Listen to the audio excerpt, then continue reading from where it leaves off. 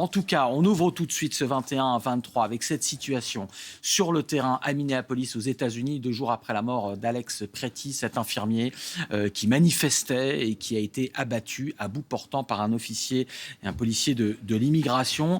La fracture entre les deux Amériques ne cesse de s'écarter. On va en parler justement avec nos journalistes et nos invités sur ce plateau. Bonsoir Marie-Cécile Nave. Bonsoir. Vous êtes directrice de recherche à l'IRIS, spécialiste des États-Unis. À vos côté, Jérôme Viala-Godefroy, bonsoir, docteur en civilisation américaine, enseignant à Sciences Po Paris et spécialiste de la rhétorique présidentielle. Vous êtes auteur des mots de Trump aux éditions Lefebvre Dalloz.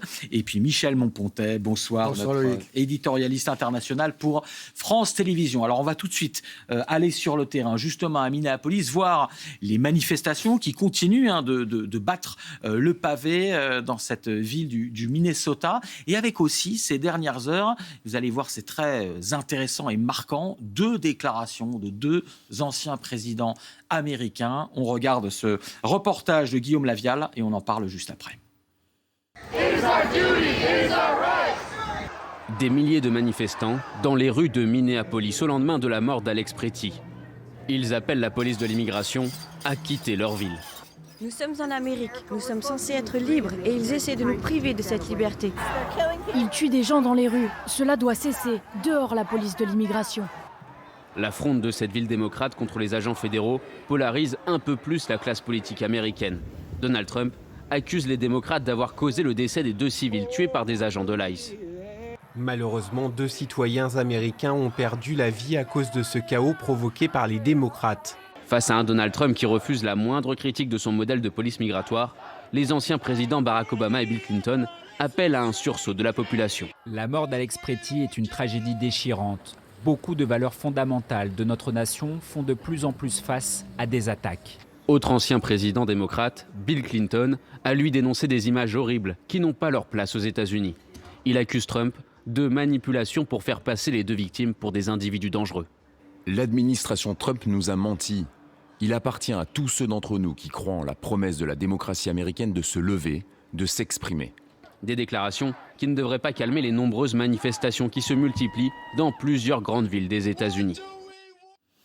Marie-Cécile, est-ce que 2 présidents américains, 2 anciens présidents qui prennent la parole, est-ce que c'est nouveau? Est-ce que ça ne change rien? Est-ce que c'est quelque chose de marquant quand même?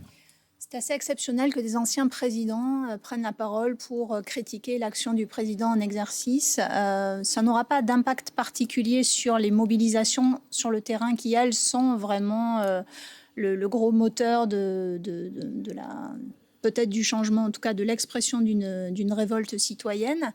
Mais c'est la preuve que quelque chose se passe quand même et qu'on arrive à un trop-plein d'injustice, de violence que le Parti démocrate ne pouvait plus garder sous silence, en fait. Là, vraiment, le Parti démocrate, je crois, joue sa crédibilité, de même qu'il parle de voter contre le budget du ministère de la Sécurité intérieure au Congrès pour ne faire en sorte de ne pas... Voilà. C'est qu'il pourrait y avoir ce qu'on appelle un shutdown, c'est-à-dire une fermeture du cas du gouvernement ou des finances du gouvernement ou une fermeture partielle. Pour ne plus financer jamais cette police-là. Tout n'est pas voté et... Voilà.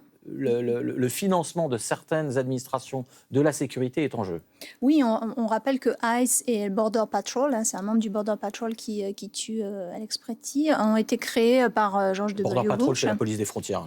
Police des frontières ou police de l'immigration ont été créés par George W. Bush précisément pour lutter contre l'immigration clandestine. Or là, ce que font les agents de ces polices de l'immigration, dont les effectifs ont énormément grossi depuis le retour de Trump au pouvoir, avec des recrutements un peu à l'emporte-pièce, des gens qui ne sont pas forcément formés. Dedans, il y a des anciens insurgés du 6 janvier qui ont été graciés par Trump.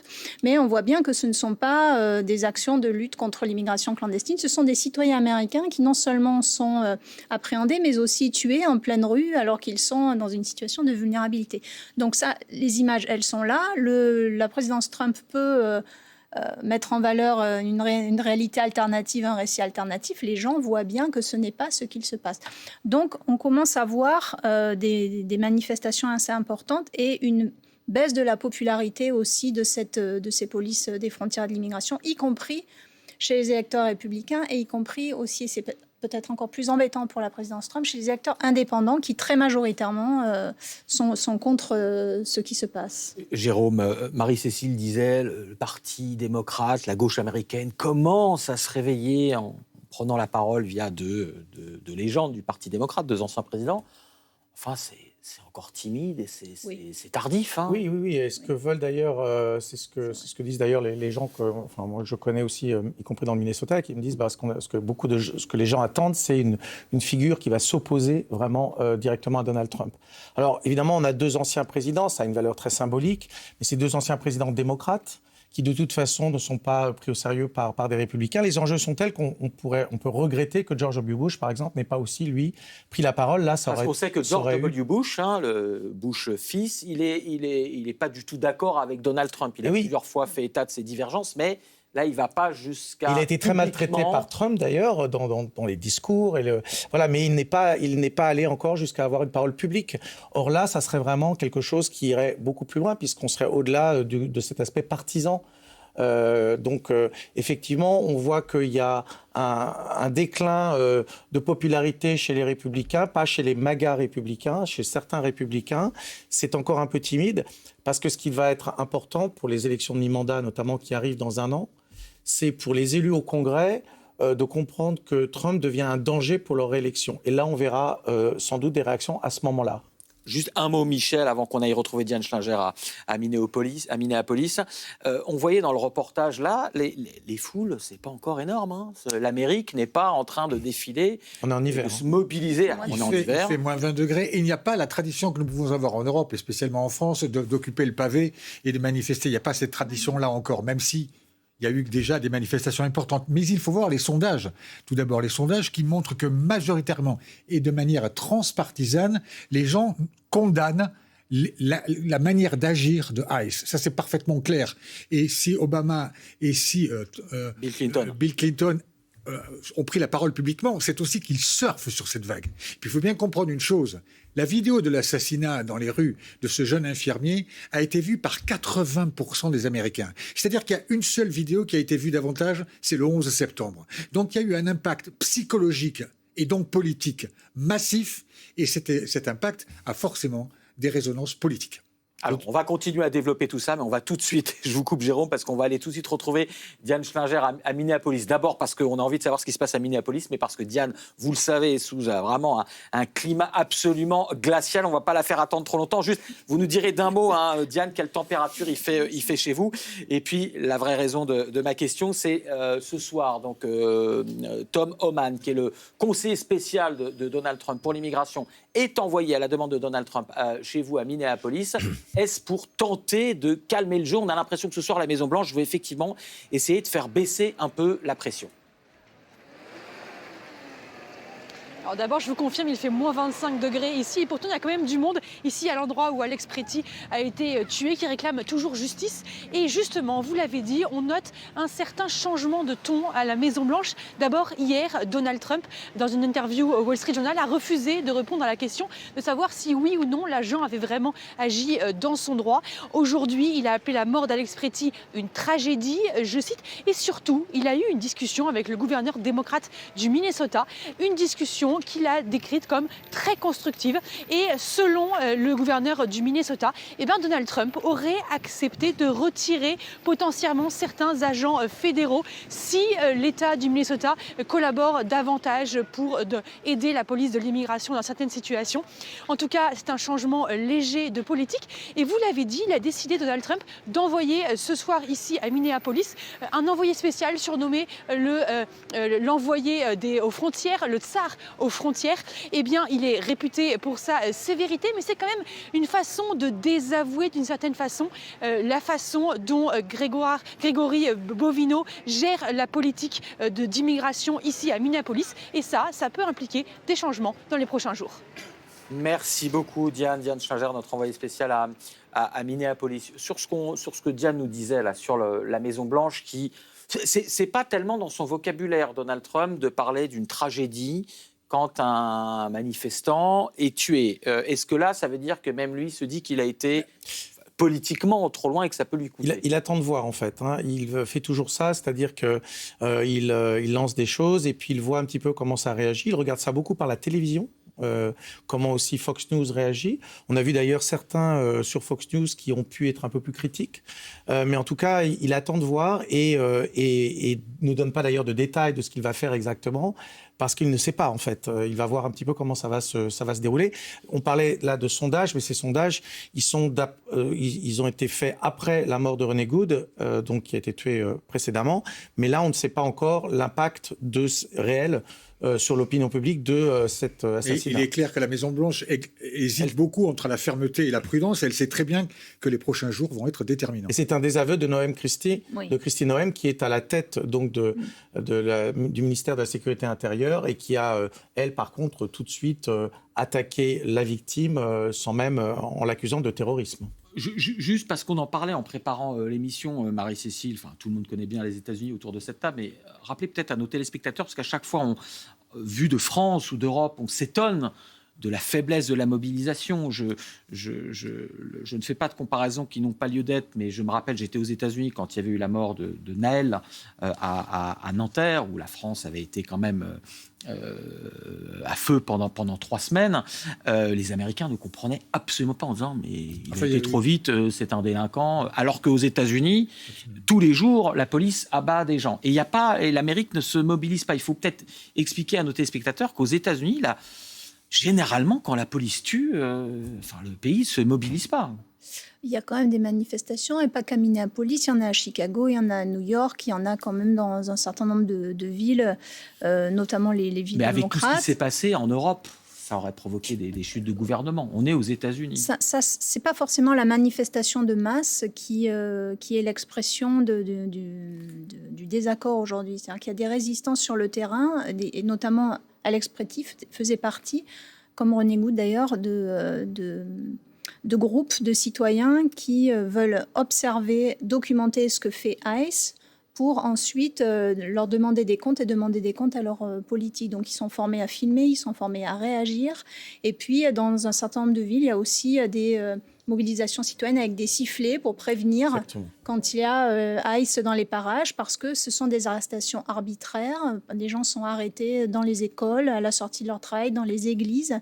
Donc n'importe qui, sous prétexte qu'il apparaît comme étant menaçant ou un peu étrange aux yeux de ICE ou d'élite faciès peut être arrêté. Donc c'est pas forcément les immenses mobilisations, on rappelle quand même les conditions hivernales aussi, qui sont les plus impactantes aujourd'hui. Et puis il ne faut pas oublier quand même le No Kings Day, les marches No Kings qui ont quand même mobilisé comme jamais aux États-Unis en réalité. Alors c'était au printemps effectivement, mais c'est vrai que comme disait Marie-Cécile, c'est beaucoup des implications. Les gens s'impliquent au niveau de leur quartier, au niveau de leur communauté en fait. On est par beaucoup de communautés. C'est pas comme en France ou en Europe où il y a c'est une moins grosse nationalisé. Manifestation Il n'y a pas des nationale. encadrements syndicaux. Oui. C'est un énorme pays et c'est très localisé en réalité. Et ce qu'on voit quand même, c'est que justement les communautés sont extrêmement impliquées. Alors comme c'était dit, les sifflets, l'implication, la protection de leurs voisins.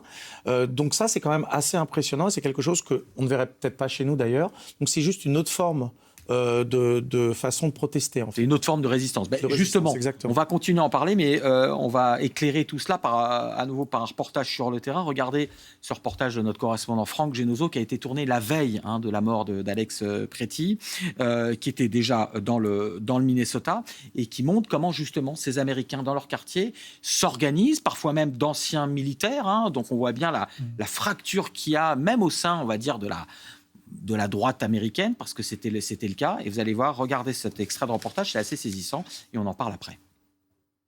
Un enfant de 5 ans, à gauche, emmené par les agents d'ICE, la police de l'immigration. Où est passée votre humanité? Ce n'est qu'un enfant. La scène captée mardi a choqué les riverains et une partie de l'Amérique. Les policiers affirment être venus arrêter le père, un demandeur d'asile équatorien. Il se serait enfui en les voyant avant d'être finalement arrêté. On va le ramener à son père. Ces images ont été filmées par une patrouille citoyenne, comme il y en a des centaines à Minneapolis. J'ai repéré 2 SUV noirs avec des plaques d'immatriculation identiques. Chelsea Kane traque tous les mouvements de cette unité aux méthodes controversées. connecté à une cinquantaine d'autres voitures sur une conversation en direct par messagerie. À un carrefour, ce pick-up sombre et son passager masqué. C'est Ice, juste devant nous. Elle va alors klaxonner en continu pour alerter le voisinage d'une possible intervention des policiers. Il tourne sur la deuxième. Jusqu'à ce qu'ils réussissent à la semer. Ok, je décroche. Cette ancienne militaire déployée en Afghanistan a récemment rejoint ses patrouilles. Consciente du risque, certains de ses observateurs accusés de faire obstruction au travail des agents ont parfois été arrêtés ou violentés. Reculez, reculez!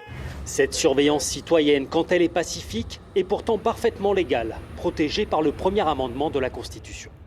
En tant qu'ancienne militaire, j'ai du respect pour la fonction de policier. Ce que je respecte pas, c'est la façon dont ICE le fait. Alors on essaye de documenter leur comportement pour montrer aux gens, voilà ce qui se passe vraiment. Ça, ce qu'on voit là dans le reportage de Franck, ce mouvement de résistance, vous le disiez, hein, Jérôme, dans les communautés, dans les quartiers, peut-être pas au niveau national. Est-ce que vous diriez que là, il est plus fort qu'auparavant, il est plus structuré qu'auparavant ? Ah oui, on a bien vu ça se construire avec, par exemple, l'utilisation des sifflets. Ils sont très présents sur les réseaux, ils se mettent en réseau, justement.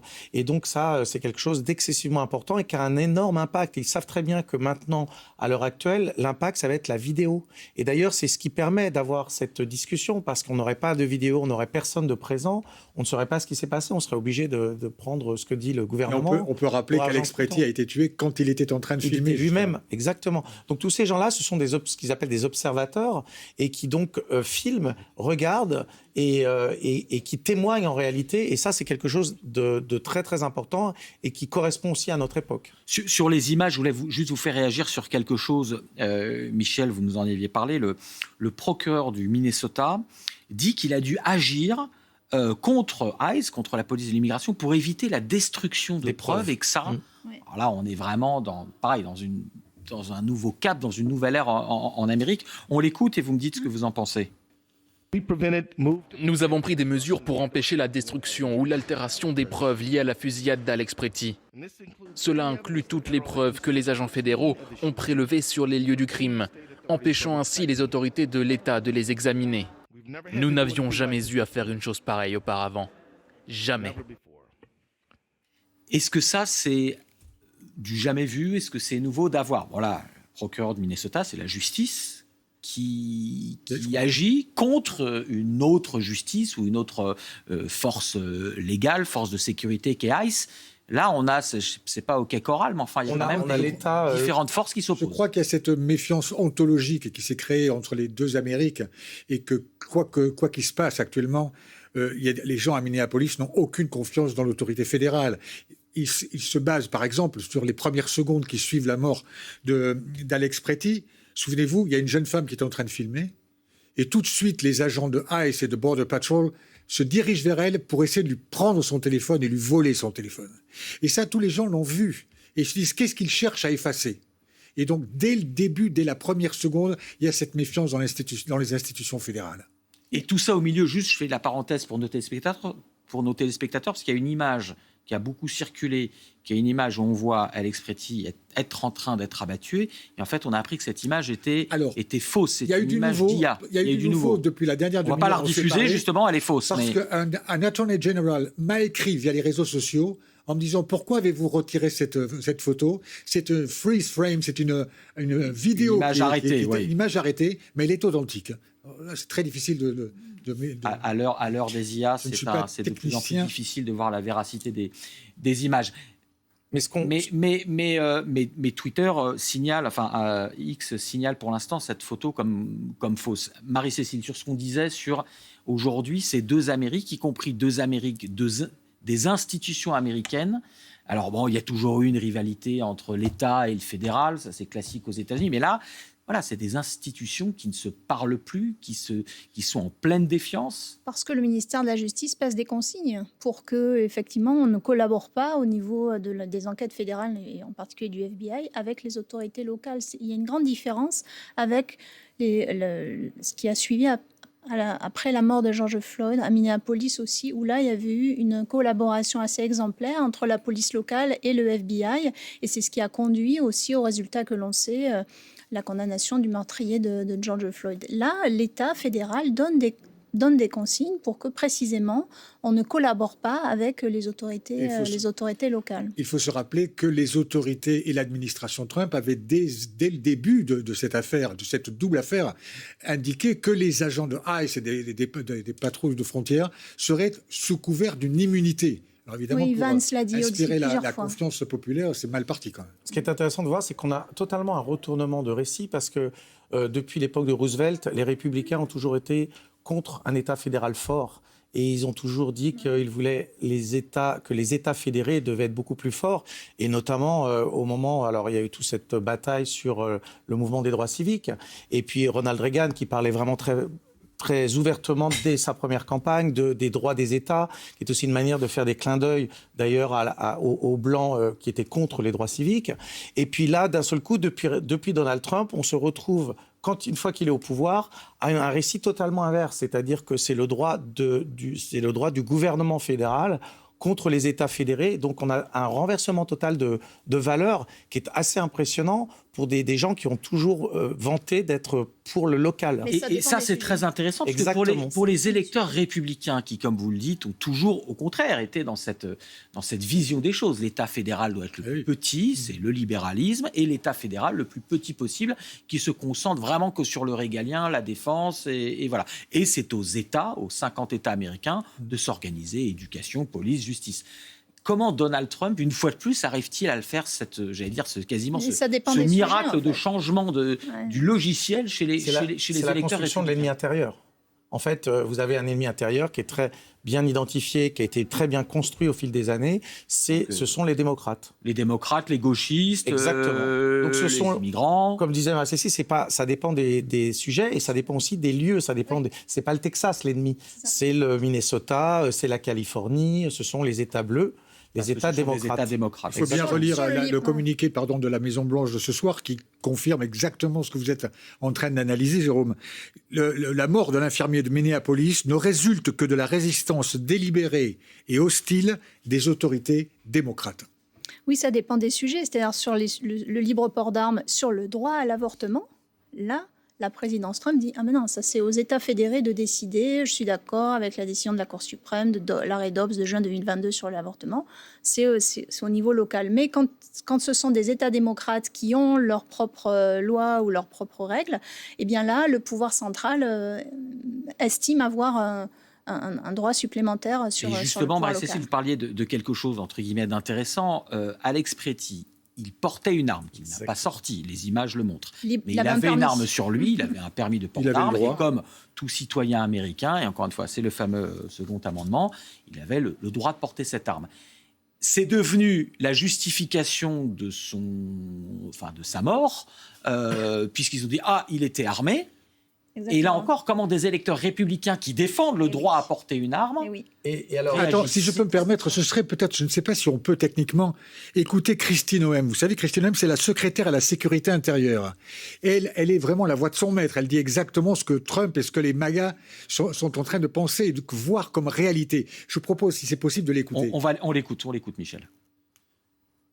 An individual approached U.S. Border Patrol officers with a 9mm semi-automatic handgun. The officers attempted to disarm this individual, but the armed suspect reacted violently. Fearing for his life and for the lives of his fellow officers around him, an agent fired defensive shots.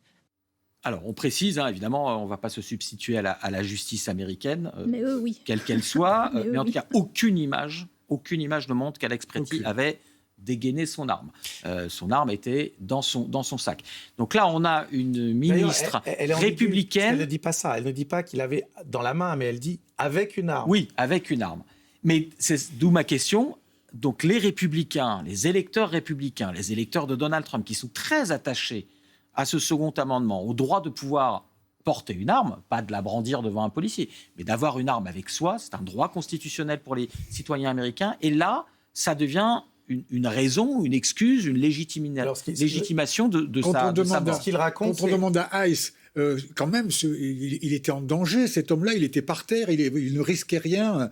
Greg Bovino, qui est un des patrons de ICE, il répond tout simplement, mais qui était en danger? Qui sont les victimes? Ce sont les agents de ICE. Il y a ce renversement dialectique qui parle directement aux MAGA. Il raconte, voilà, on ne va pas à une manifestation avec des armes. Alors, on peut trouver ça assez ironique, sachant que le 6 janvier, beaucoup des émeutiers qui sont allés dans le Capitole étaient armés.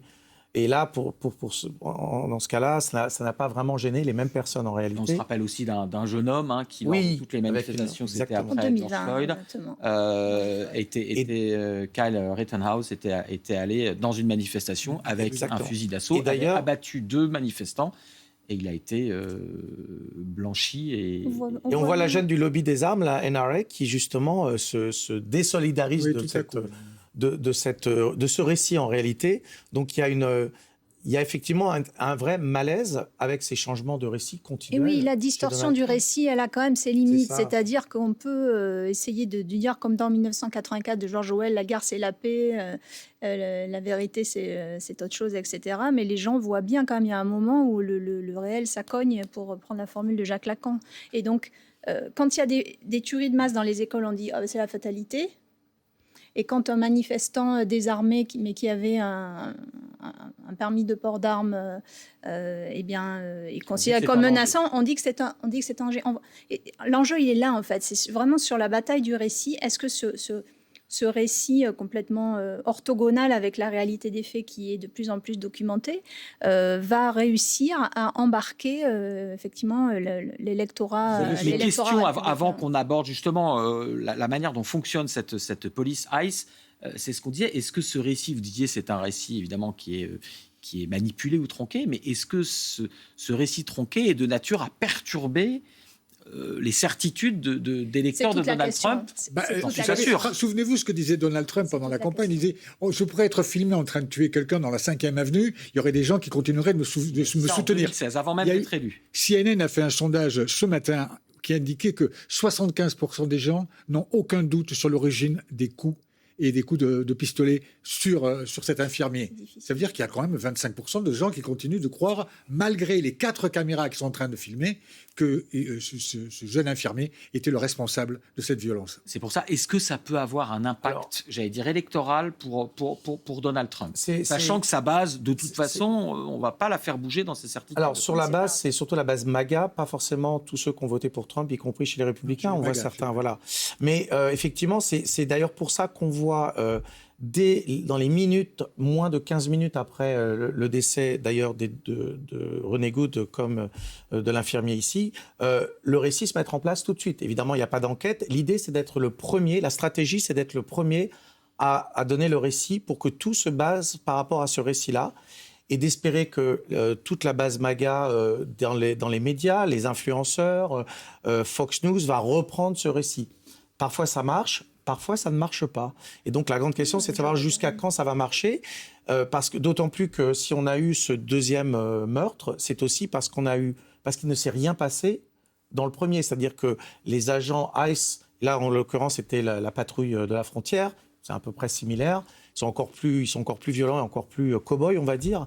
Mais on voit bien que dans tous les cas, ils se sont sentis totalement libres de tout, puisque dans le premier cas, ils n'ont pas été mis face à leurs responsabilités. C'est le cas de René Good, cette mère de famille de 37 ans. Mais à force de pousser un petit peu les choses comme ça, on se retrouve à des trucs tellement délirants que ça va finir par ne plus passer. Alors justement, un mot, Marie-Cécile, allez-y. Certains influenceurs MAGA très importants, podcasteurs, etc., comme Joe Rogan, commencent à dire « c'est la Gestapo, ça va trop loin, etc. » Donc il faut aussi regarder de ce côté-ci des médiateurs, on pourrait dire, entre le pouvoir politique et les électeurs militants les plus fervents. On ne sait pas en fait quel va être l'impact de pousser ce récit alternatif, j'ai envie de dire, enfin en l'occurrence mensonger, sur l'électorat. C'est difficile à évaluer, mais on a quand même quelques petits frémissements qui nous indiquent que ça commence à se fissurer. Mais on a l'impression, certains analystes en tout cas défendent cette idée, que Minneapolis sert de laboratoire idéologique et sécuritaire de Donald Trump. C'est indéniable parce qu'il dit qu'il va utiliser l'Insurrection Act si jamais les choses continuent. C'est-à-dire alors l'Insurrection Act, ça permet au président d'envoyer vraiment des troupes. Oui. La dernière fois, c'était 92 à Los Angeles, ça fait 50 morts. D'envoyer des troupes militaires en cas d'insurrection civile pour contrôler la situation. Et c'est encore un cran au-dessus pour annuler les élections. D'une garde nationale. Dans le viseur, c'est les midterms. C'est les midterms de novembre prochain. Et moi, je reste convaincue que si les enquêtes d'opinion se confirment selon lesquelles les républicains sont quand même en mauvaise posture, Trump il est en train d'étudier toutes les possibilités pour faire en sorte que soit ces élections ne se tiennent pas, soit qu'elles soient tellement décrédibilisées si les démocrates gagnent que finalement elles soient remises en question. En déclarant notamment un état d'urgence. Les chercheurs, c'est quelque chose on a un élément, par exemple... que vous analysez. Oui, on en est là. Oui, on en est là. Des méthodes ou un laboratoire de Donald Trump pour annuler des élections. Oui, puisque la ministre de la Justice, c'est ce que tu allais dire, a envoyé une... Mais je te laisse le dire. En fait, elle a envoyé une lettre au gouverneur en exigeant un certain nombre de changements politiques locaux, notamment de travailler avec ICE pour faire une rafle d'immigrés. Et l'un des éléments, c'était de récupérer les listes électorales. C'est-à-dire, on diminuera la présence de ICE si vous envoyez la liste des électeurs, en fait, parce qu'il faut voir qu'aux États-Unis, les élections sont toujours du domaine des États. Or, Trump continue de dire qu'il a gagné le Minnesota, alors qu'il n'a pas gagné le Minnesota, ni d'ailleurs en 2024. Mais il dit qu'il continue de dire qu'il a gagné en 2020, il continue de dire qu'il a gagné dans le Minnesota, et que si les chiffres montrent qu'il n'a pas gagné, c'est qu'il y a eu de la triche. Donc, ils veulent récupérer les fichiers des électeurs pour contredire des résultats plus tard d'élections, et en disant, voilà, il y a des faux électeurs, en essayant de transformer les choses. Mais donc, Trump a déjà perdu quelque chose, si je peux me permettre de vous couper, Jérôme. Il pensait vraiment qu'il allait avoir une émeute. Oui, certainement. Et les gens de Minneapolis ne lui ont pas donné ce qu'il espérait, à savoir de la violence de rue. Ce qu'il espérait, c'est quelque chose un peu comme il y a eu un peu en 2020, à l'époque de George Floyd, où il y a eu effectivement des maisons, des magasins brûlés. Même Washington, la Maison Blanche, c'était calme dans l'ensemble. Même si c'était pas aussi, c'était emmuré et protégé de partout. Mais ce qu'il espère, c'est avoir quelque chose qui visuellement marque pour pouvoir après appeler à la loi et l'ordre. Alors juste pour qu'on termine sur quelle est cette police ICE, parce que j'aimerais vous faire réagir quand même là-dessus. Justement, Diane Schlinger, qui est à Minneapolis, a fait un reportage justement pour vous montrer comment fonctionne cette police. Vous l'avez un petit peu abordé. Comment sont recrutés ces agents, quelle est leur méthode de fonctionnement. On regarde et puis j'ai des questions pour vous juste derrière. Jusque tard dans la soirée, ils sont la cible des manifestants. La raison de la colère. ICE, la police de l'immigration. Hier soir, certains tentent de s'infiltrer dans cet hôtel. Ils soupçonnent des agents d'y dormir. La situation dégénère rapidement. Sur les vitres, cette inscription « ICE dehors ». Le slogan qui résonne chaque jour de plus en plus fort dans les rues de Minneapolis. 67% des Américains désapprouvent désormais leur méthode. Ils agissent comme des adolescents qui jouent à Call of Duty. Ils pensent que c'est un jeu, que c'est amusant de s'habiller en militaire, d'utiliser leurs armes. Ils se croient stylés. Cette police existe depuis 23 ans, mais Donald Trump lui a donné une toute autre dimension, plus de prérogatives. Ils peuvent désormais faire des descentes au hasard, sans mandat. Le bras armé de la politique du président. Tout ce que ICE veut, c'est renvoyer les illégaux d'où ils viennent. Ce sont des patriotes.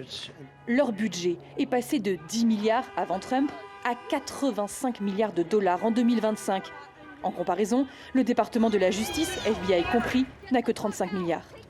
Les effectifs, eux, ont doublé et cette unité recrute à tour de bras.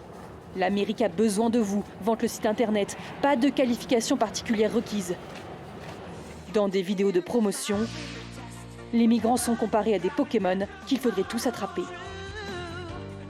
Si les agents sont souvent masqués, l'unité a une tête d'affiche, Grégory Bovino, qui assume tout jusqu'à rejeter la faute sur les manifestants. Si vous décidez d'écouter toutes les calomnies envers les forces de police, c'est votre choix et vous êtes responsable des conséquences, des représailles.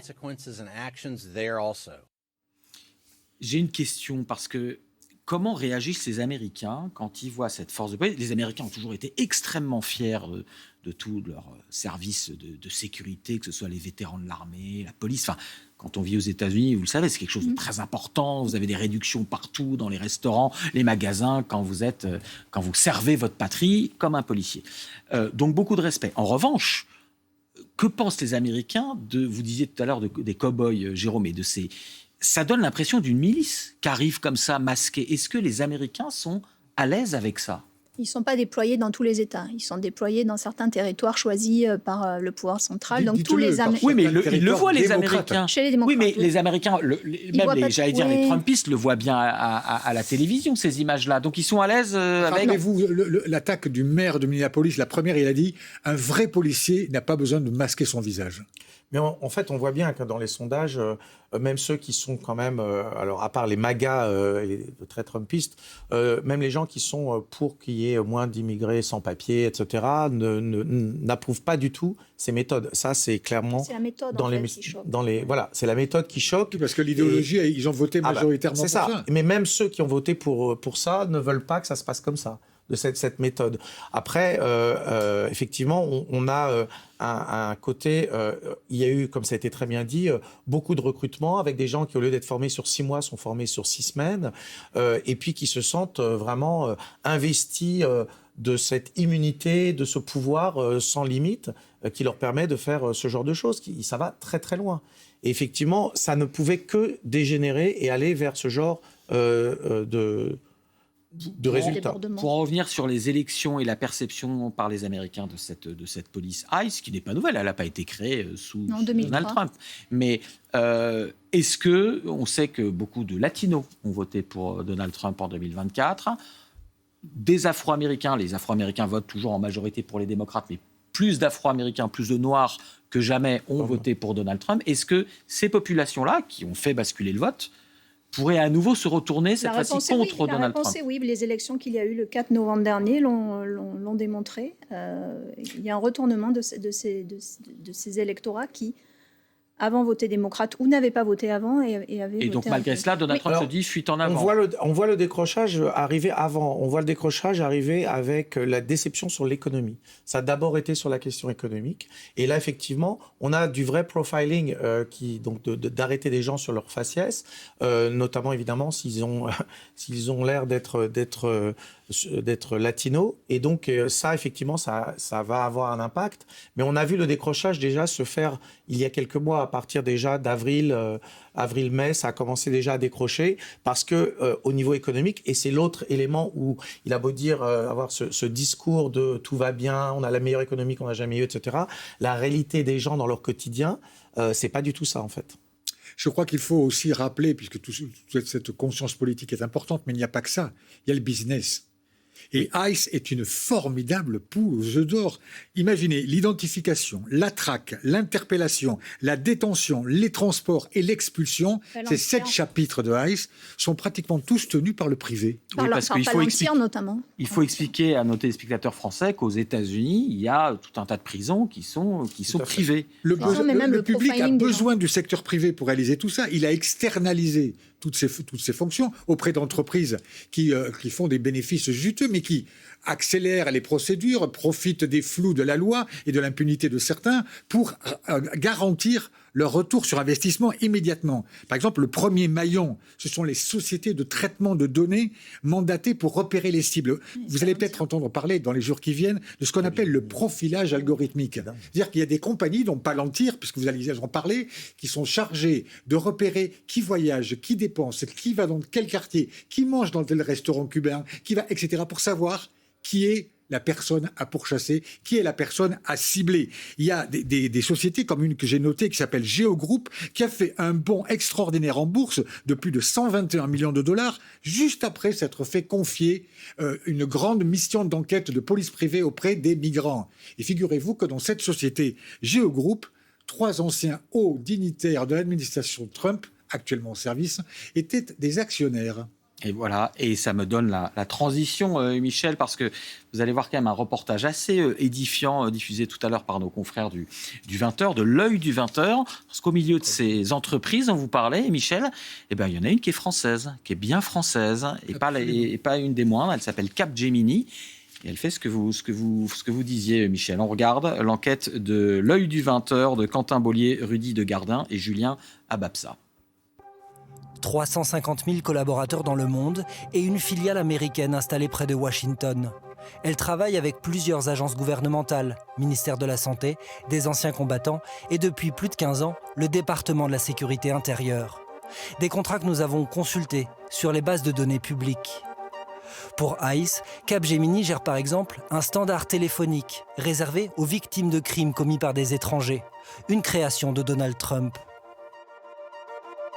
Et en novembre, le groupe français répond à un nouvel appel d'offres, cette fois pour identifier et localiser des étrangers. Ça s'appelle du skip tracing, une urgence pour ICE. ICE a un besoin immédiat pour du skip tracing. Capgemini rafle la plus grosse part du marché, jusqu'à 365 millions de dollars à la clé.